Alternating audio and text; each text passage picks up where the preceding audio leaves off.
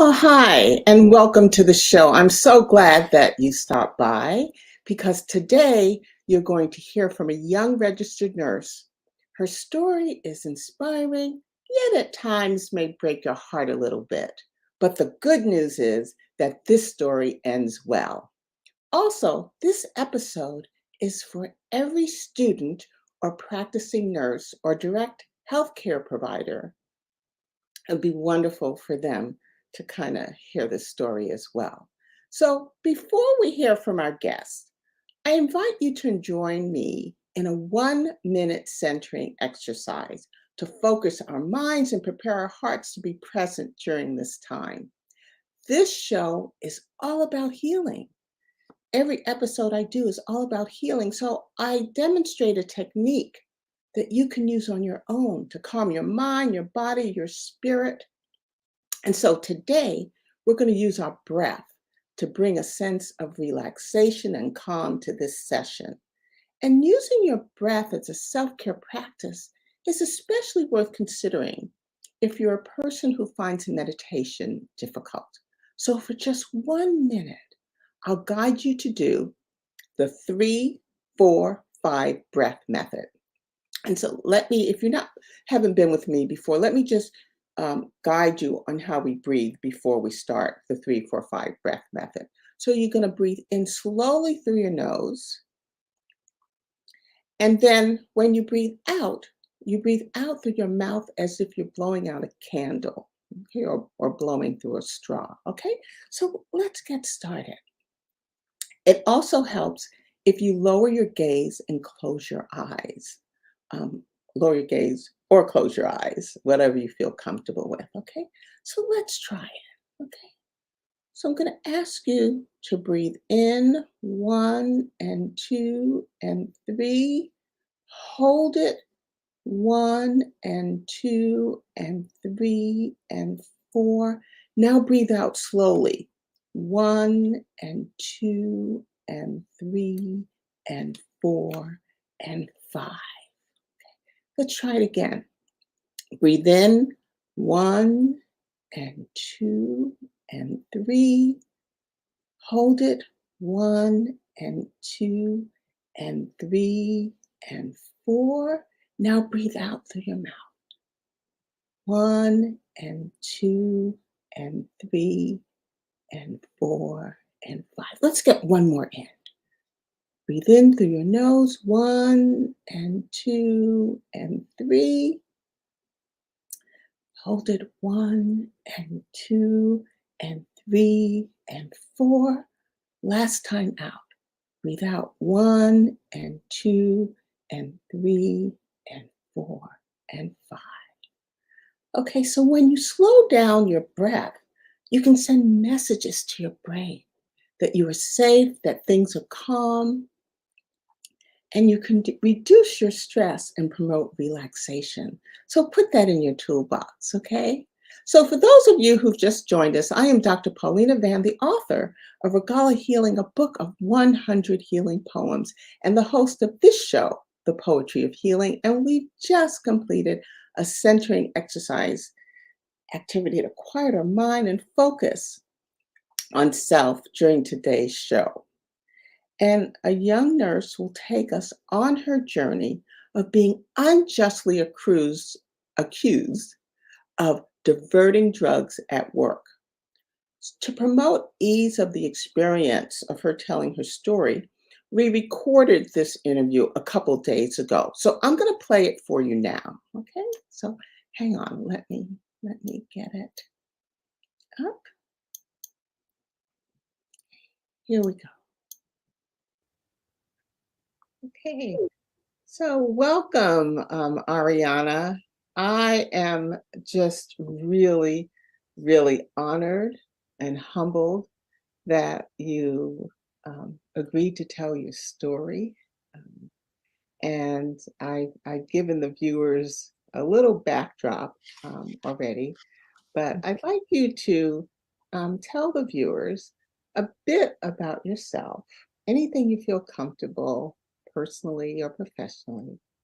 And then we'll talk about the trials and your triumphs after being unjustly accused of diverting drugs at work. And let's break it down for the viewers. It's you were accused of stealing drugs at work. Okay. All right. Yes. Hmm. Yeah. So tell us a little bit about yourself. Okay, well, my name is Ariana Weisinger. I graduated nursing school in 2019, May of 2019, from Samuel Merritt. I went off to work in Maryland in August, or July, August of 2019, and came back to work in California around January 2021. And since then, I've been back in California and working, mostly as a travel nurse. I did staffing for about maybe 6 months between traveling. Then I went back, and I'm currently still a travel nurse right now. Mhm. So explain to the viewers what a travel nurse is. A travel nurse is basically a nurse that takes on different contracts at hospitals, usually in different states. So most travel nurses don't just stay in, one particular state. A lot of them go to multiple states. And assignments can be, or contracts can be around. Well, during COVID, it was as short as 4 weeks, but usually travel contracts are about like 13 weeks and up. The average contract is 13 weeks, though. Mhm. And Yeah. so, having been a nurse just about 4 years, I cannot believe that this time has gone by so fast. Hmm. And I'm your mentor. And Yes. so I've traveled this road with you, but 4 years already. But it's important to know that because you have been a traveler or a traveling nurse going from hospital to hospital and state to state, that you've garnered an incredibly rich background, foundation in just 4 years. Yes. The many benefits to working as a traveling nurse. Can you just give us a couple that you found? Um, Well, the main benefit I can say is the flexibility. Instead of, as far as like with staff nursing, a lot of times you have to get vacation time approved, sometimes upwards to a year in advance. As a travel nurse, you basically tell them the time you need off. And if management approves it, great. If they don't, then you just go to another hospital, get another contract at another hospital. So typically in a travel contract, I can take up to like two vacation times. So usually it's up to 2 weeks. So 2 weeks in 1 month, and I could probably take another 2 weeks off again a month after that. But yeah, I think the best thing is the flexibility and just being able to work when basically you want to work and take off time when you want to have time off. mhm. Yeah. Well, you really navigated this really well, Ariana. And I'm going to add that because you're you're working in different hospitals, so you're not at one hospital all the time. You have developed this resilience and ability to respond to new and changes because every hospital is different. Yes. You're working with a different group of people. You're working with different policies and procedures and equipment. And Mhm. so I really want to impress upon you and also our viewers that you've really garnered, even though you've been licensed for 4 years, you may have garnered experiences of nurses who've been in the profession even longer than that. So kudos to you. So let's talk about unjust accusations. But before we do that, I'd like to just lay a groundwork about nursing in general for our viewers. So, nursing has been named by the Gallup poll the most trusted profession 22 years in a row. And it's even more years than that because since 1999, Gallup has been has included nurses in this survey. And so the only year since 1999 when nurses were not the most trusted profession was in 2001 when we had the 9/11 incident. So nurses are trusted by our society. So, even given that, untrue, unjust uh, accusations happen more frequently than we can believe or even imagine, because those complaints can be filed by anyone, they can be filed anonymously Mhm. and without evidence. Okay. So who's filing these complaints?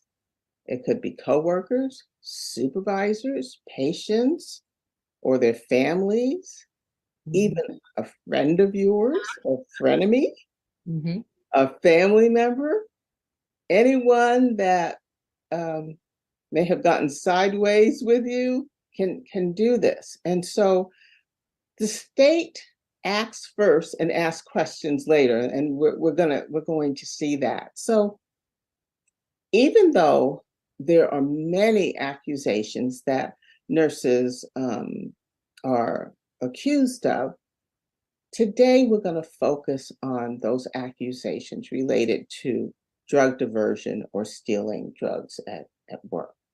And so I'd like our viewers to learn a little bit more about you. And so you talked about your education and your initial jobs, but I want to know what inspired you to become a nurse? Well, I would say first off, my mom said that I wanted to be a nurse like when I was very young, probably 8. I don't remember, but she said that I did. And I guess I revisited the idea when I was around 13, 14. And I made up my mind at that point that that's what I wanted to do. And I think what pushed me more into the purpose of becoming a nurse was having my grandpa and my dad be sick with cancer. So they passed when I was, 18, and then that's when I, went on to community college and started my prerequisites. And then when I was about 20, 23, I transferred over to Samuel Merritt. And then, I started the nursing program. And But that's basically life experiences, yeah. and that's why I met you. Yeah. Yes. Yep. I didn't realize that you were so fresh from losing two of your closest loved ones. So my Yeah. heart, my heart still goes out to you, even though it's Thank been you. years. You're welcome. Give us a little bit, tell us a little bit about the assignment, um, or the hospital that you were assigned to when this unjust accusation occurred. So, the location, not the city, but the type of location, the type of unit, and the patients, your coworkers, overall feeling when you were working on the unit. Okay, so I had taken an assignment in like a rural area. Um, it was at a smaller hospital, like they call it a community hospital. And basically, the floor was, I think we were responsible for being floated to about like 3 units. So it ranged from like med surge tele, and some patients on the floor were also step down unit patients, but they were cardiac. So I wasn't designated to take care of those patients, just specifically med surge tele. So I did float between about 3 units. When I got there, I realized that most of the floor was travelers. They really didn't have many staff nurses on the unit. And it was a pretty big, the amount of beds on each unit was probably like 30 beds or so. And we had like 3 pods that nurses could sit at. So the unit was pretty big. Um, I mean, my first the first thing I thought when I got on the unit was basically, okay, it's a lot of travelers. A lot of the nurses they had there that were staff for new grad nurses. And then they had nurse supervisors who had like the most seniority. So that's the main thing I had noticed just going on for was just, mostly travelers, quite a few new grads. And instead of charge nurses per se, they had nurse supervisors basically who acted as charge nurses. Yeah.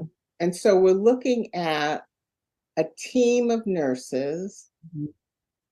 with either minimal professional experience or Mhm. minimal experience with the hospital and the procedures and the equipment. So Mhm.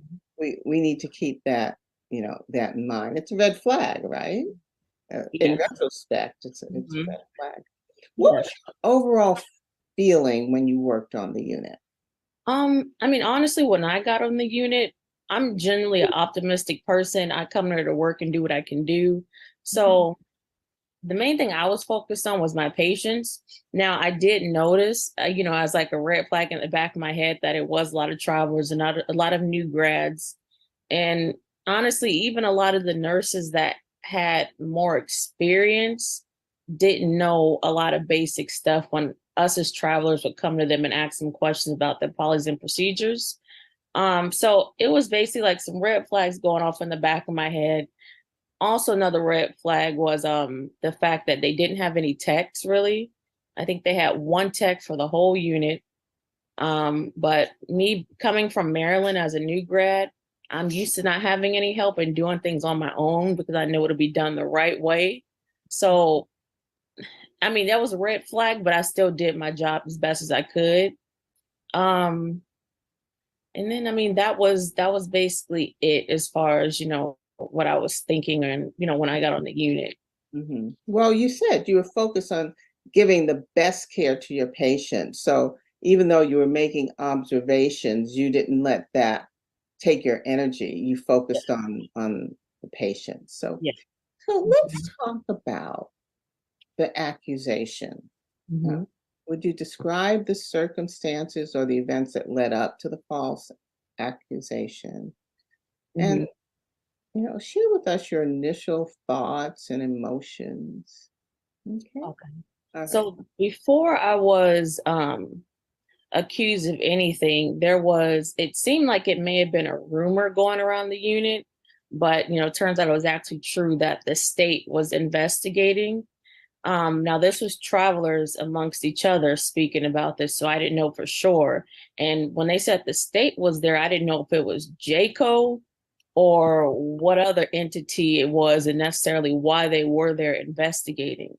So, I mean, I had kind of spoke to a couple of our travelers in passing, and they did, verify that this was going on. And then eventually the nursing supervisor during the day shift had verified that the reason why it was going on. But I still didn't have a clear picture as to why until I spoke to one more travel nurse, and they said that they were there investigating because of narcotics. Mm, So I was like, okay, like I've never been to a hospital before that was being investigated for narcotics. And it wasn't only narcotics, it was actually they were reported to the state also because of what's the basically the patient's family members were calling in on them because of some form of neglect that they felt that patients were receiving at the hospital. Um, so yeah, they're there for mostly narcotics being investigated and a couple of family members reporting mistreatment of their family members for whatever reason. I'm not sure, the backstory and which patients, that had family, reporting, but yeah.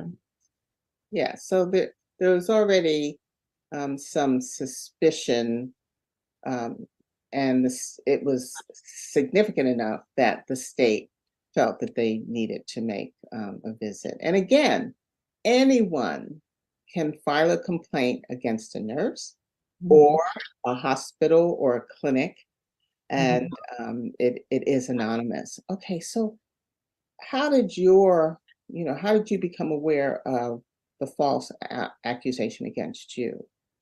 Okay, so I had a patient coming up from the emergency department. She was in a sickle cell crisis. I got a report in the ED. I think she had been in the ED for about 2 days. So in the ED for days, never was started on a PCA, which is the appropriate form of treatment for anybody in crisis. I think the only thing they wanted to give her was oral pain meds, which is ineffective. So when she got on the unit, I immediately started her on a PCA. But Explain what that is for so the. PCA is it's basically a pump that a patient can push themselves where they can get a dose of pain medication. Now it can be continuous where they get it, regardless if they push the PCA button or not. And it can also be, on demand where they push it in order to get any pain medication.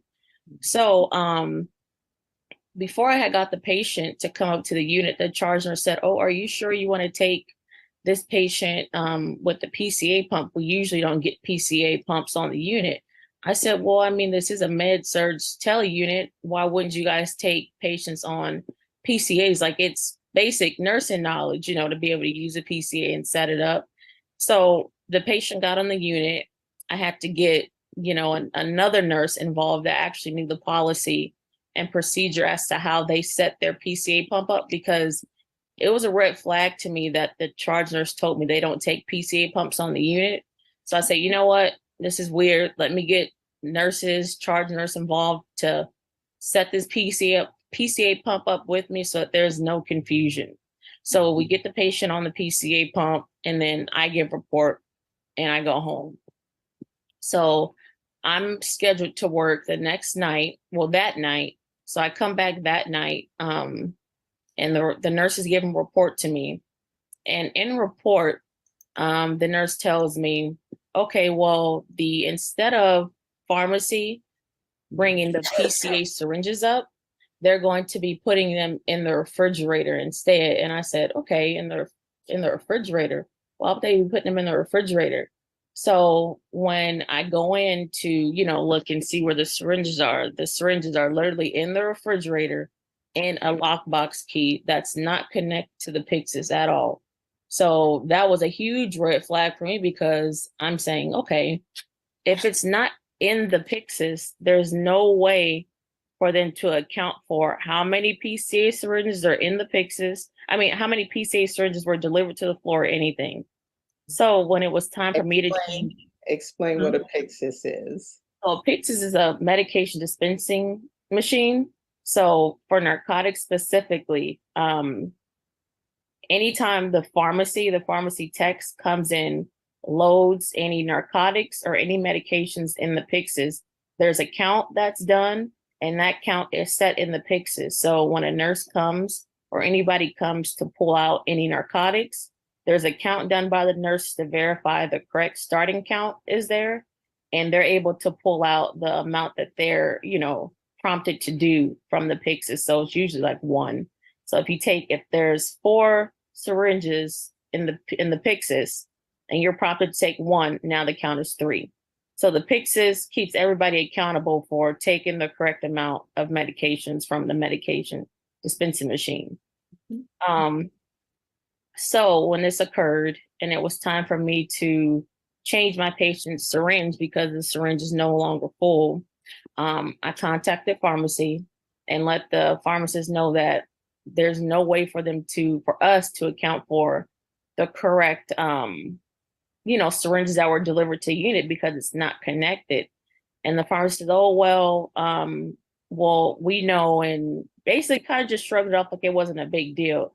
So I told him, I said, "Okay, well, I'm just going to make a note of our conversation because, basically in my head, if something comes up to where the pharmacy tech decides to come up and put more syringes in there or whoever, like there's no way to know who took the syringe or what, and that could be anybody's fault." So I documented and I went on about, my shift. Gave report to the nurse the next morning. And then I think I came back and took care of the patient one more day. But I think that following week is when I was approached by the nursing supervisor in the AM shift. And that's when the accusation had occurred as far as, my license being threatened and things like that. And I can go on more if you would like me to. Well, exactly what did, or if you can't say verbatim, what did they accuse you of?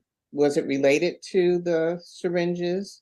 Yes, it was related to the syringes because when the nursing supervisor had approached me, she said, well, the pharmacy tech said that X amount of syringes were stored in the refrigerator, but you documented that. She tried to say that I documented that it was either one syringe, there was one more syringe given, or one less giving or something to that extent. But in my charting, like it clearly showed, what I had documented. So I don't know what the confusion was for, but basically they tried to say that I took a syringe, basically, because the pharmacy text count was obviously off because they don't know how many syringes was in the Pyxis. They never had a proper record, because it wasn't in the Pyxis machine. Mhm. So Anyone going into the refrigerator had yeah, access to these syringes. So exactly. tell us what steps you took to defend yourself against the accusation, um, and your experience with your attorney, not detail, but Mhm. and your interaction with the board. And before you say that, I just want to say that when this stealing drugs or diverting drugs is a very serious accusation. And Mhm. so the employer gets involved, the DEA may get involved, the district attorney, of course, the Board of Registered Nurses. It may be considered a felony. You may be asked to go to a diversion program. But the biggest long-term action is they could take action on your RN license and you not be able to work as a registered nurse. So the impact just of an unjust allegation is major. Yes. Mhm.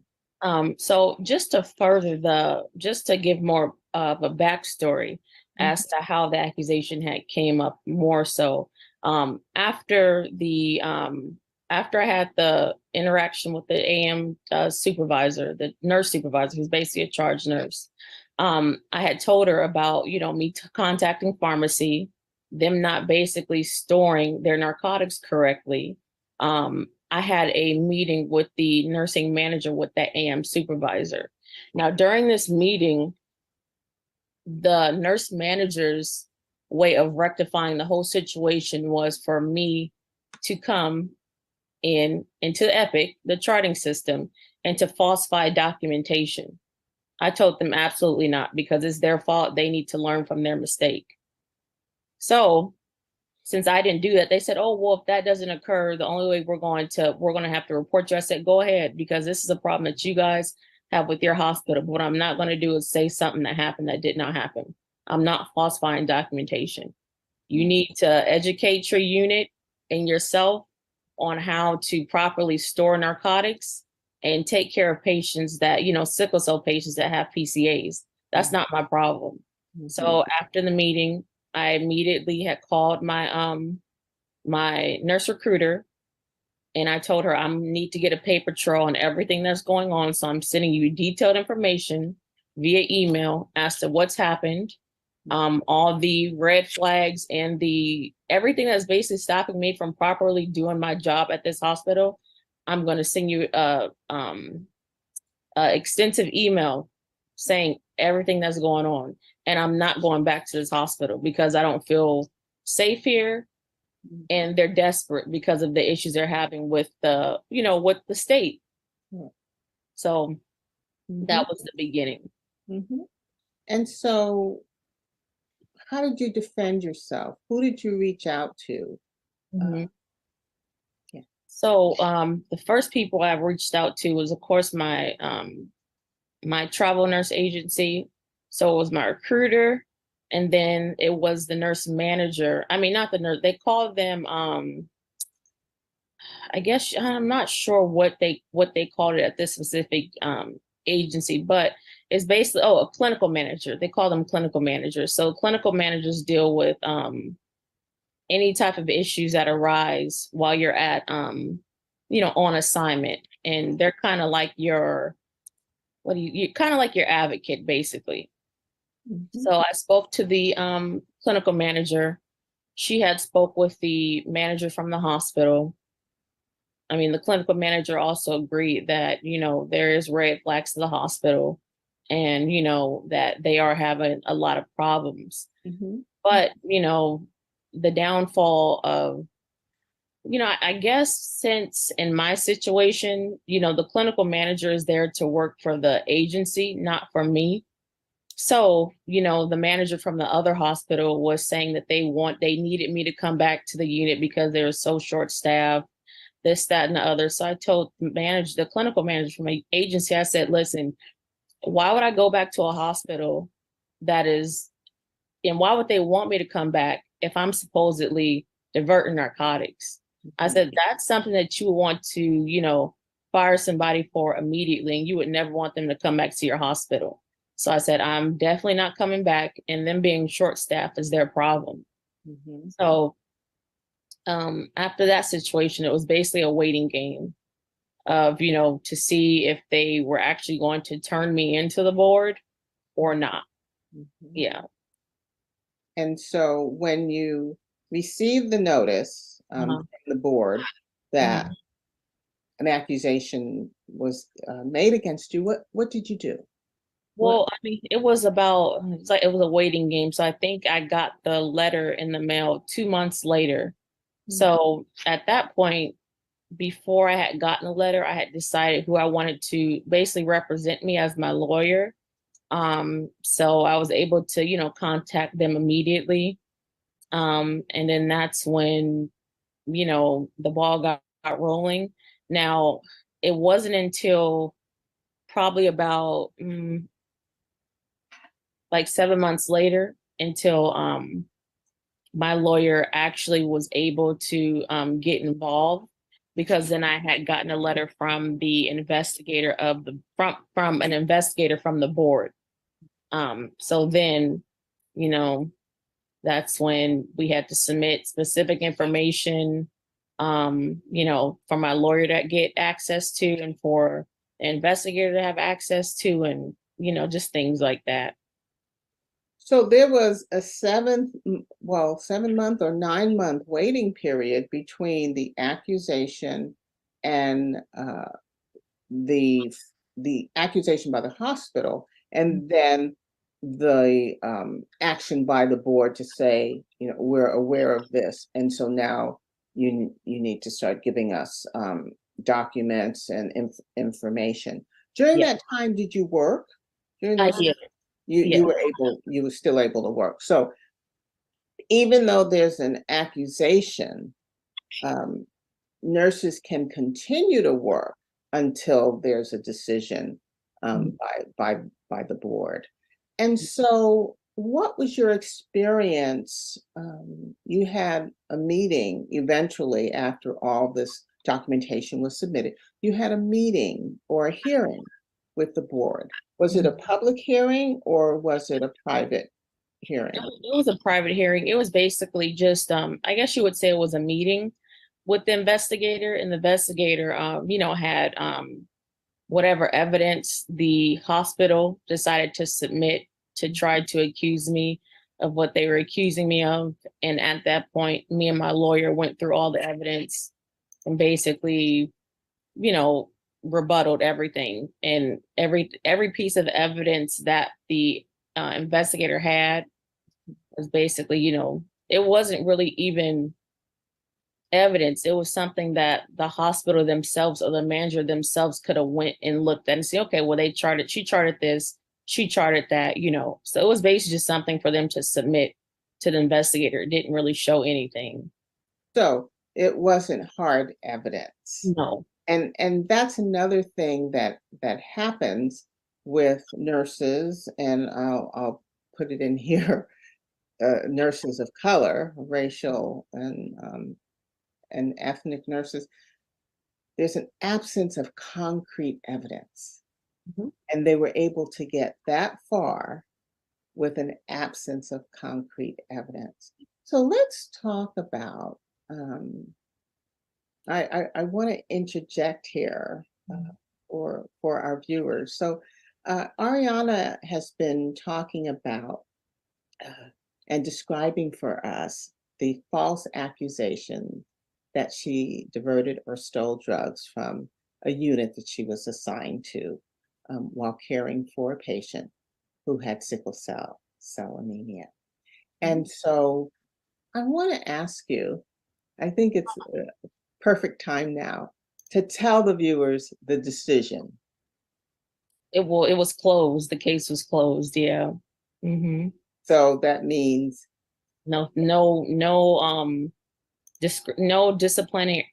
disciplinary action was taken. It was just closed. it was just closed. So there's nothing on your license. And I looked up your license before we started this interview. Your license is clean, clear. There's no evidence that anything ever happened. So let's talk about factors that make nurses more vulnerable to these situations. And I asked you this when we talked before the interview. And can you talk about what made you more vulnerable? What you think contributed to this false accusation? So for one, um, I'll just put for my patient that had sickle cell and that was on a PCA, there was I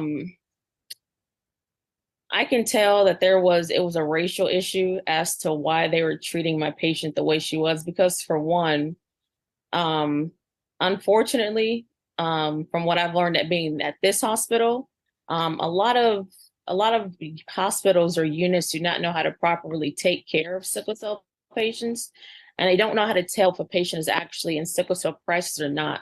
So they'll take, a lot of times, at hospitals, that don't have, I'll just say that are racist, they'll think that a sickle cell patient is actually drug seeking.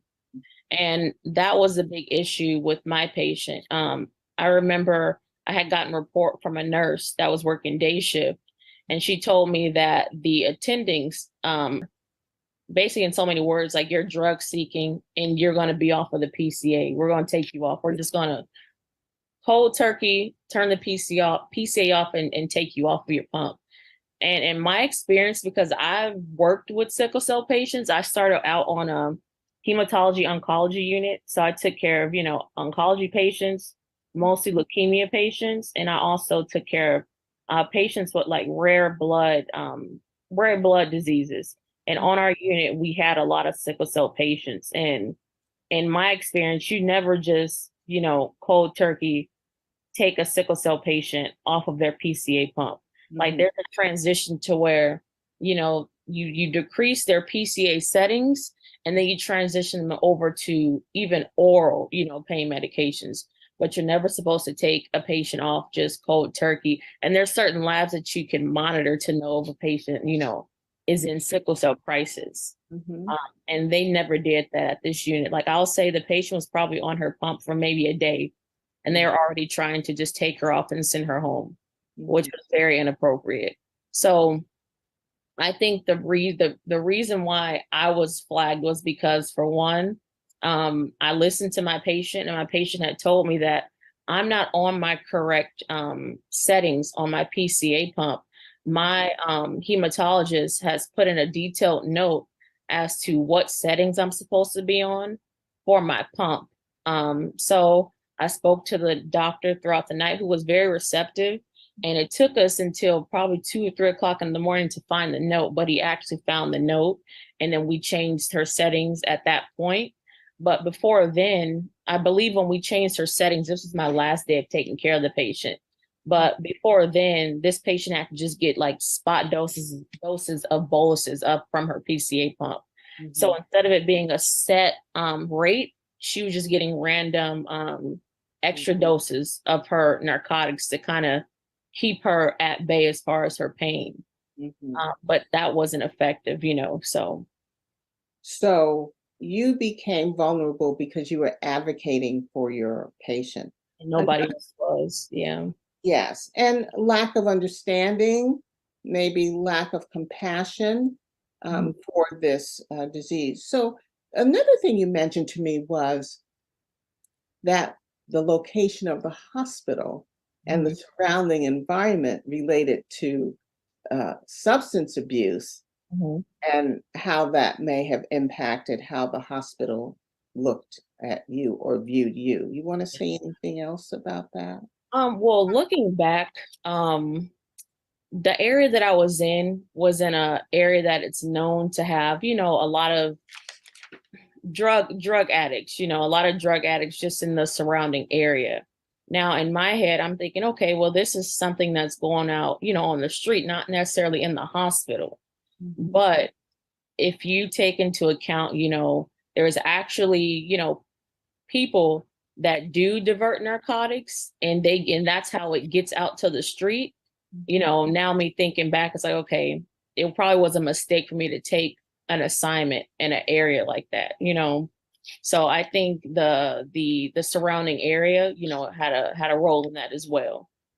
Yeah. Absolutely. And we know, I mean, we know this. This isn't it isn't a unique experience Mhm. for you. It's an unfortunate, but it's not unique that we're stereotyped Mhm. about drug use, criminal behavior, and it's unfair.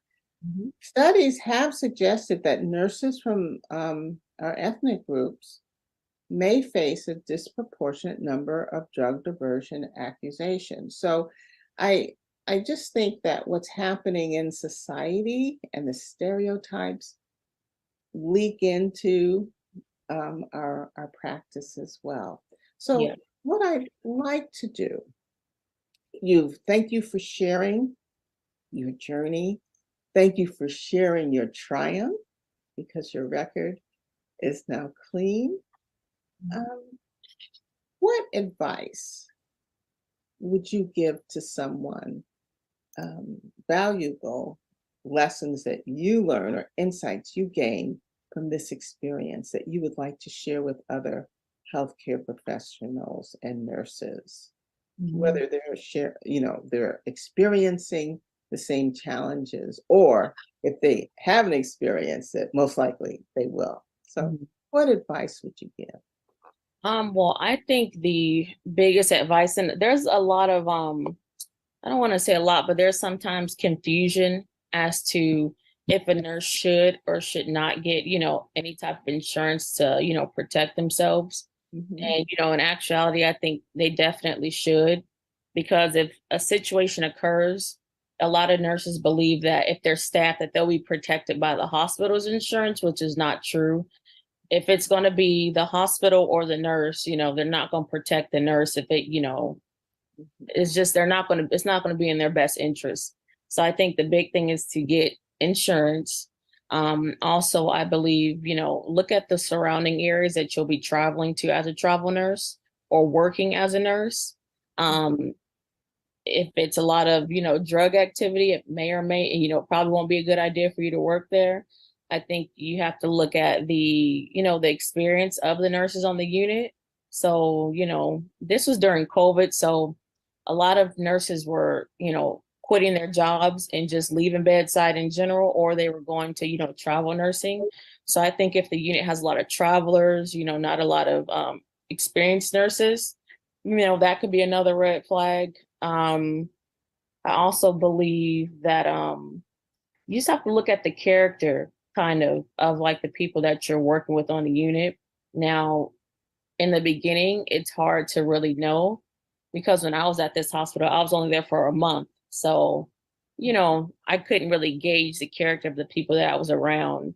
But I think it's a lot of factors that, determine, or ways to protect yourself. But I think if you're in an unsafe situation, it's definitely important to get a paper trail.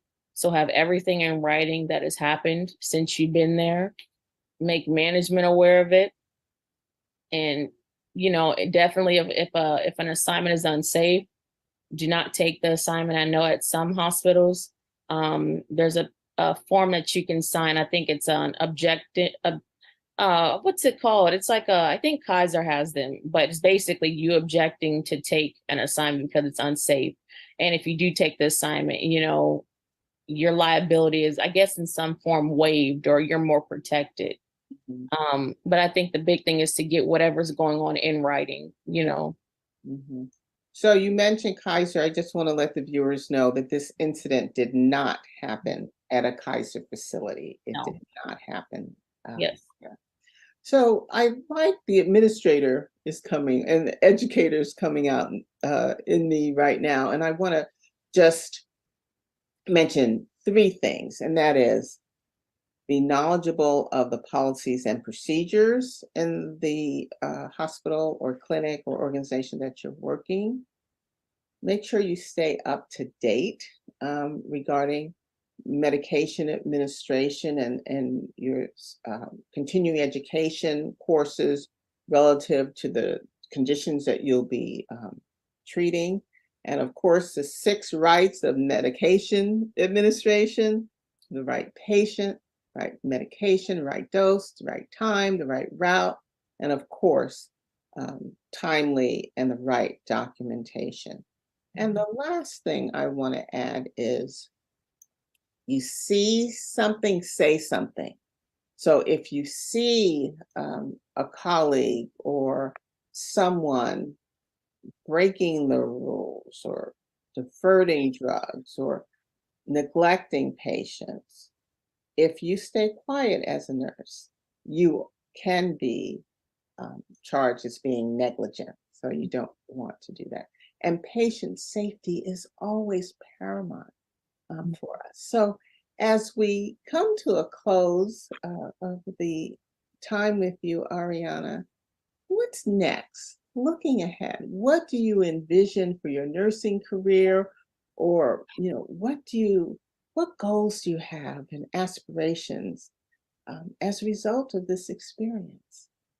Well, I would say when I first started as a nurse, I really wanted to go and be a nurse anesthetist or a CRNA.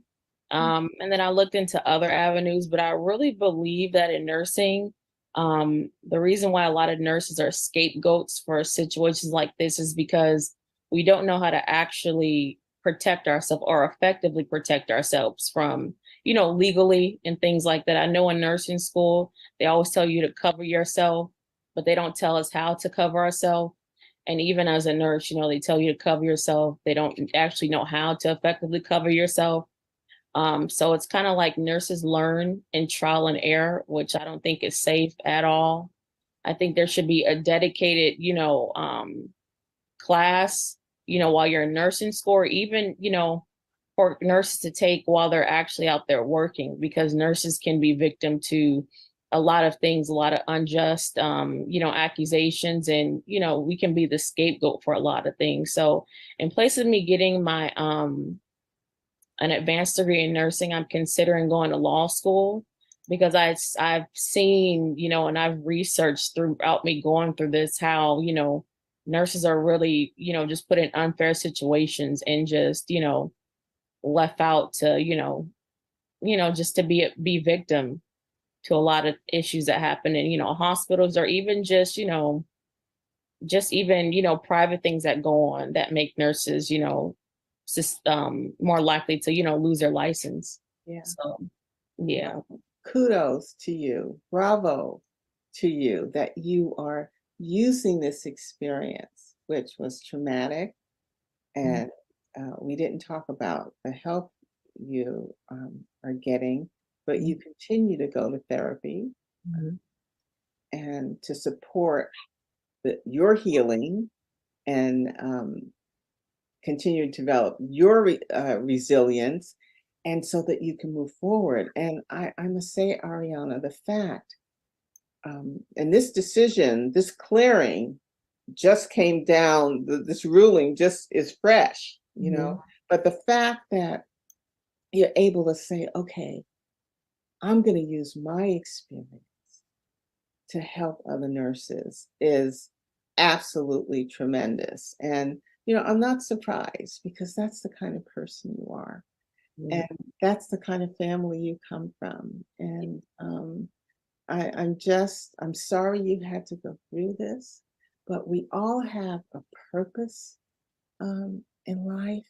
And maybe you went through this so that you can pay it forward and help other nurses. And viewers, the other thing that I really want to enforce is that not only nurses of color get accused of wrongdoing in nursing, and there are times when nurses who are human make mistakes. So, Ariana, I just thank you for coming on the poetry of healing and talking about your journey, but more so showing um, and illustrating and being example that even when you go through something so tough, you can be triumphant and also create a purpose that will last forever because you're going to help many nurses. Mhm. Thank you so much for taking the time to drop in and talk with me. And we're connected at the hip. Yeah. So Mhm. um, more to come. Yes. Okay. So thank you so Thank much. you. Mhm. Okay, now.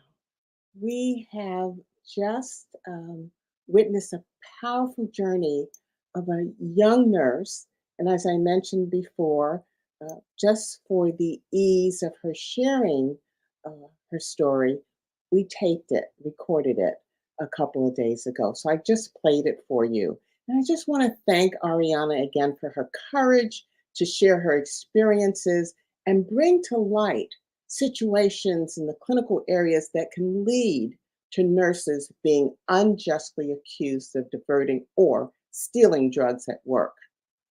This experience helped Ariana become clear about her purpose, and she will support nurses in a similar situation, nurses in similar situations in the future. So, as we close, I want to read a poem from my book, Regala Healing. I think it kind of solidifies this experience, and it's a brief poem, and it's titled "I Believe Too," and it's on page 121 for those of you who have the book. I believe the time is now. I believe I know how. I believe my spirit is on fire. I believe I am inspired.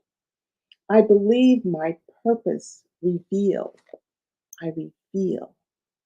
I believe that I am healed. And so I ask you, as we close, let's do that breathing exercise we did at the beginning, just one cycle. And that's breathing in through your nose, holding, and breathing out through your mouth. So let's just do one cycle. If you lower your gaze, or close your eyes, and we're going to breathe in 1 and 2 and 3 and 4.